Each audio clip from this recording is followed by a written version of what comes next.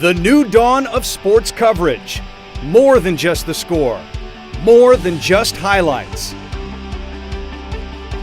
With Brian Ayala, Nikita Faustin, Mitch Goldich, Lorenzo Patrick, Karen Quant, and Patrick Roth.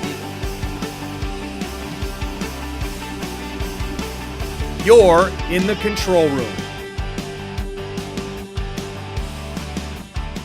Latin baseball players have always made their mark in Major League Baseball, from Roberto Clemente to guys like Miggy and Pujols. And now Yasiel Puig and Carlos Gonzalez are really becoming stars also. In 2013, Hispanics were 28% of the players in the majors, and even more Hispanic players are in the minors. These young players are coming in from all over the world, and hardly any of them finished high school. Some of them could barely order off a menu at McDonald's, let alone talk to their hitting coach. Teams are now focusing on improving these players' English and helping the transition to America a little bit easier. So I hit the road and visited 2 single-A teams, where I saw the action on the field and in the classroom. Ready, green. Roll green. Take.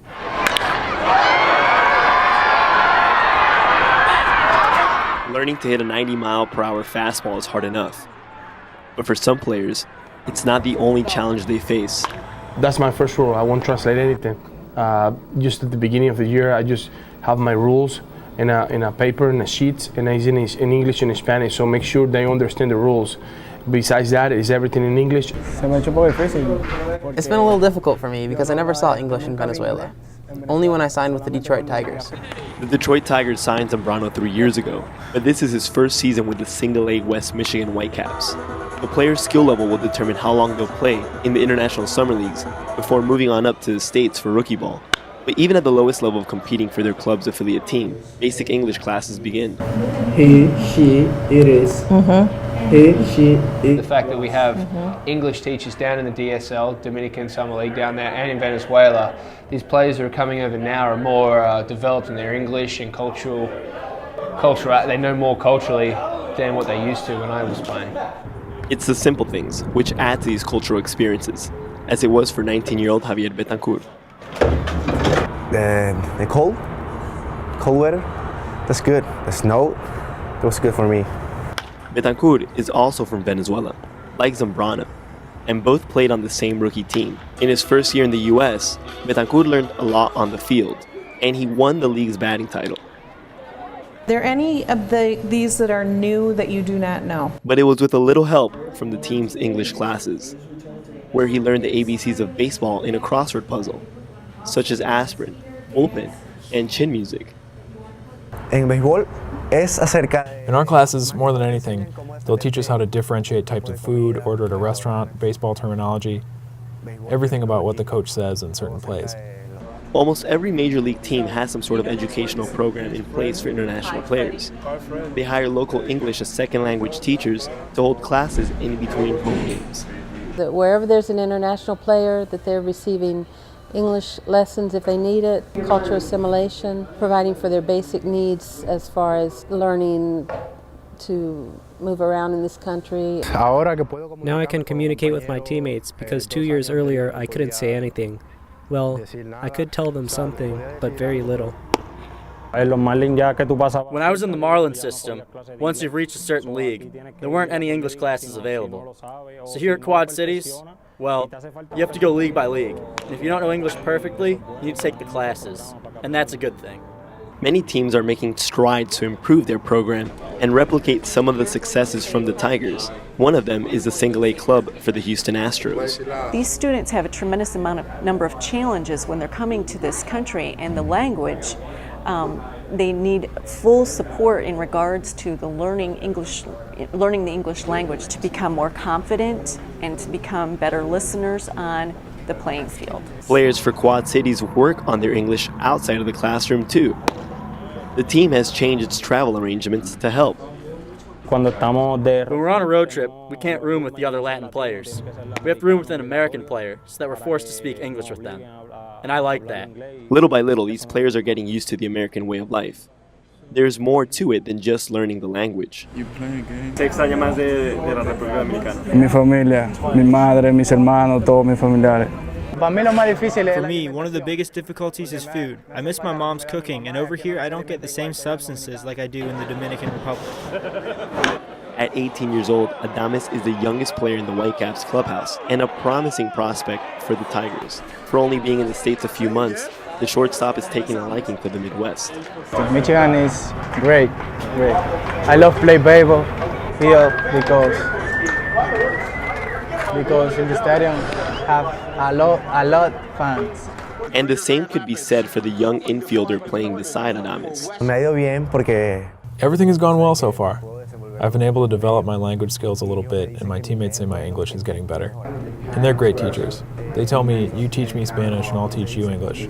For me, that's the best deal I can get, because Spanish is difficult for them. Betancourt feels more confident in his second year playing. Part of that is because two of his favorite fans,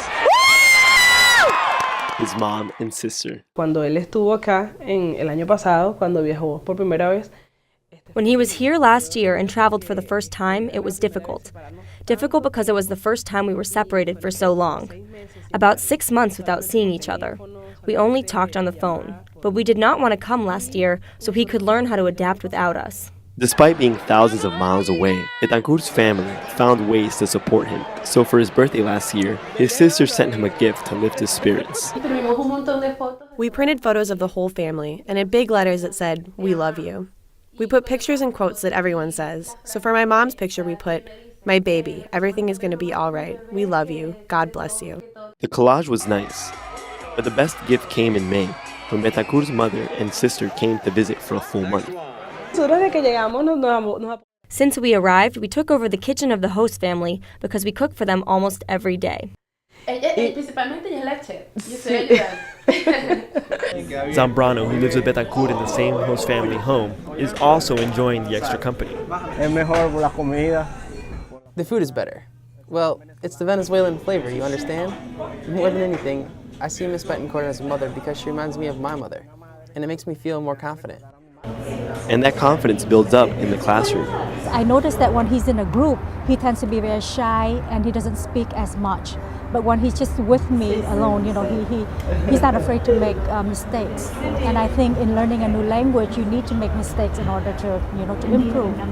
For the most part, the players enjoy the classes. I like the classes and feel like it's a part of my job, like learning about pitching. I do need to get better at it to move ahead in my career. And yeah, there are times where I feel lazy to go to class. But at the same time, I stop and say to myself, I have to go because I need it. I need to learn. And if they don't go on to play in the big leagues, the English will also help them back in their countries, because if you're bilingual, it always helps you in employment. And they realize that. Each of these players came to this country to fulfill their dreams of playing in the majors. Very few, if any, may get that opportunity. But when looking back at their careers, they'll realize that playing in the minors taught them something more than just baseball.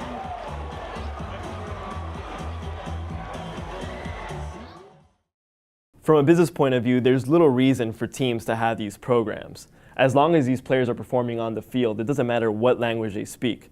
So the fact that these organizations are helping these players out, in my opinion, is an admirable thing.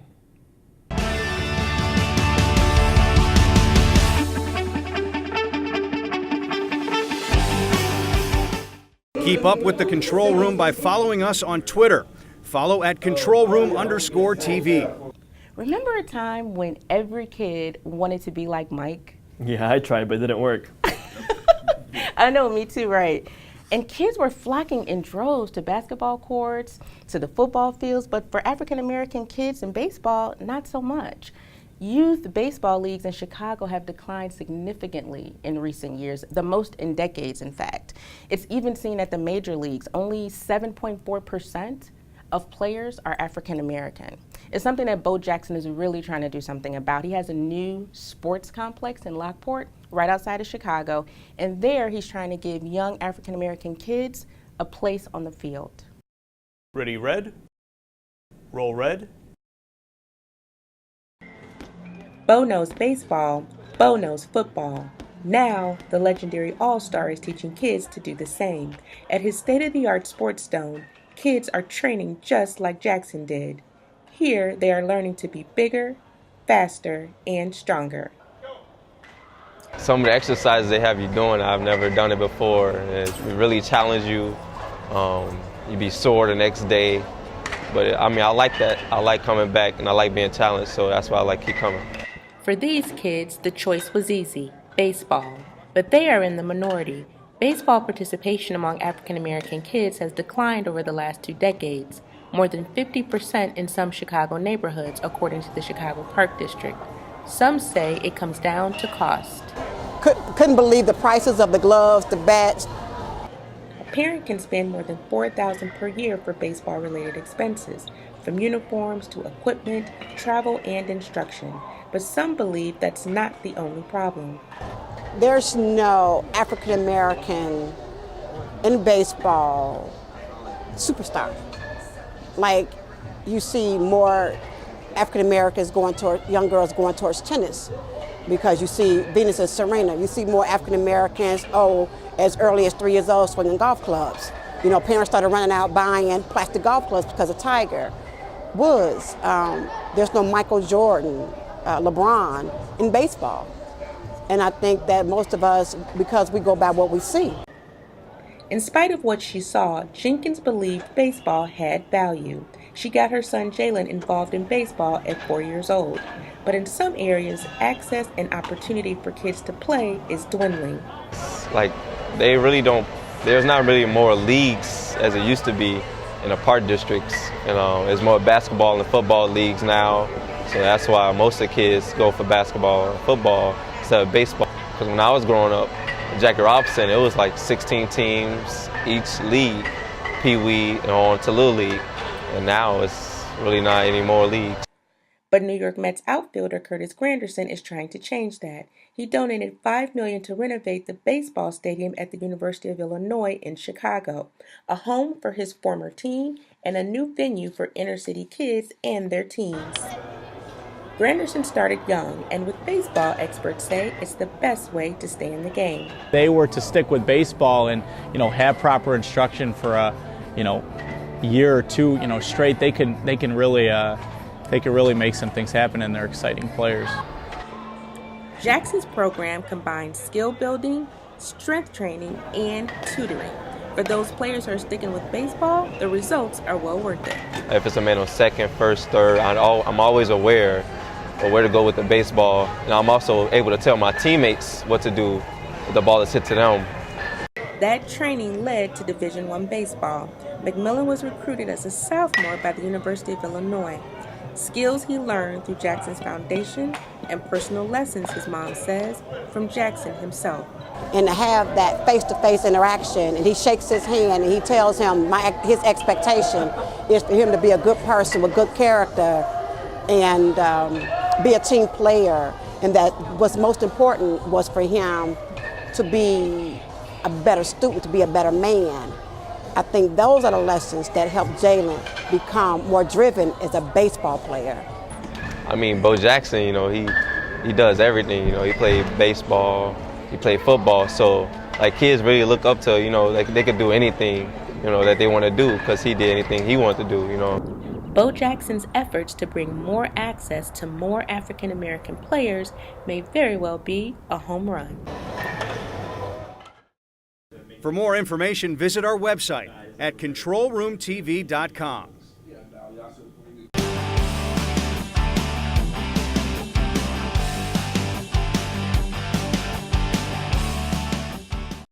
So is it fair to say that I'm the only bowling fan in this group? Yes. Wow. Let's just say I'm not in any fantasy bowling leagues. Fair enough, but I mean, it's still the most popular participation sport in the country and really has been for most of the 20th century.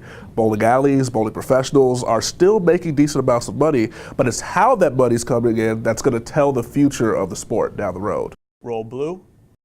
Take. Bowling is truly a sport for all ages. Though the skills take some time to master, you can remain competitive for as long as you decide to play. But it's also a family sport. Just ask Herbert Crow. I took him right out the car seat. When we go bowling, they'll be in the car, him and my daughter both. And the car seats come right out the car. I brought those in the bowling alley, set them right on the counter, and then I would commence to bowl about 15 or 20 games. When they got out the car seat and was ready to walk, they was ready to bowl. That early exposure paid off. His son Cameron, now 13, became the youngest person to bowl a league-sanctioned perfect game left-handed at age 10. I'm more like a teacher now. I like to correct when I see people doing something wrong. Though not everyone becomes an expert, the ease with which bowling is learned has been its major selling point since its heyday in the 1950s.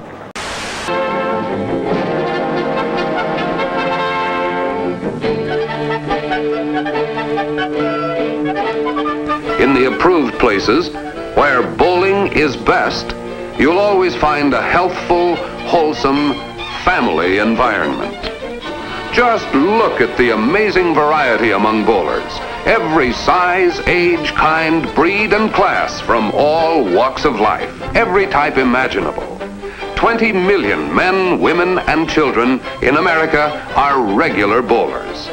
They make the game our country's most popular participating sport. Fast forward nearly 60 years, the adage remains true. More than 70 million people went bowling in 2012, according to an Experience Simmons National Consumer Survey. It's still the #1 participation sport in the country. During the summer, they would do what you do. Some people golf, some people travel, some people go to watch games. But come September, you're bowling. And you know you were bowling back then, when I say back then years ago, you were bowling 35 weeks. You were starting in September and you were concluding in April. However, a deeper look into today's numbers reveals a trend that's been brewing for over 30 years. The league bowlers that have kept the sport profitable for most of its history are now mostly gone. Recreational bowlers now rule the lanes. In fact, league bowling participation has been in steady decline since the 1980s. The membership number is declining. Okay, we decline about 4.5% to 5% per year, and that's been a steady trend. Right now, this year, we're about 4.8% down. National is about 4.7% down overall. Years ago, we used to have 2 and 3 league shifts a night, okay? More recent years, you're lucky to get 1 league shift a night. There's some centers that don't have any leagues on a given night, okay? So they're dependent on that open or recreational play. With leagues and centers shutting down nationwide, what does the future of the sport of bowling look like? There was an explosion in the casual recreational bowling. And our centers were filled. They were filled with a different type of bowler, but this bowler was more, they have more discretionary income, and they weren't as price sensitive to the cost of bowling, so their per ticket, their per visit was, in terms of the overall with food, beverage, and lineage and rental shoes, was helping these centers, with more explosive revenue growth, even at the cost of not having as many league bowlers. Despite the bleak numbers overall, the sport has a few key glimmers of hope for the future. Participation in youth bowling has steadily increased in the last decade, mostly due to the increased funding available for college scholarships and an expansion of high school bowling. There are even opportunities on a global stage. I mean, USBC and Strike 10 bowling, they're still looking at getting bowling into the Olympics. Right now, the earliest it would be into the Olympics would be 2024. One of the things bowling has always used as a slogan was, nobody sits on the bench, everybody gets to bowl. Well, why shouldn't everybody have a part of that scholarship program then too? And that's what Illinois Grand Prix program has gotten to. We're probably, as I understand it, the largest center in Illinois as far as what's been given out in funds since it started the Illinois Grand Prix. And we also have as much, over 40,000 to give out still. Even with the new scholarship money, it's just one piece of the puzzle moving forward.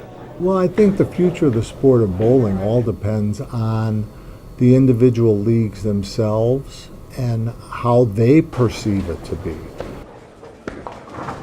It has nothing to do with entertainment. Okay, so if you want to build the entertainment side and you exclusively build the entertainment side without any interjection of league-based, organized play, that's not going to help the sport. I don't care how much you grow on entertainment. If you're asking me my opinion of the sport going forward, it is a challenge. It is a very big challenge as a sport. It's economics and demographics at the same time. If you come through this center on a Wednesday night, my men's league that bowl for 35 weeks, yeah, there's some young guys in there, but not enough. The future of the sport of bowling is, for the most part, uncertain. However, the consensus appears to be that, no matter what the future holds, it will ultimately be shaped by kids like these. I went on ahead and passed the throne, my bowling crown, over to my son after he beat up on me so many times. You know, he almost took the crown, but I gave it to him. There's hope here. If the governing bodies of bowling can create more of a bridge between youth bowling and collegiate bowling, there's definitely going to be an opportunity here to revive the sport. I'm sold. Dudes, let's just go bowling. I like it. I like it. Director, take us out.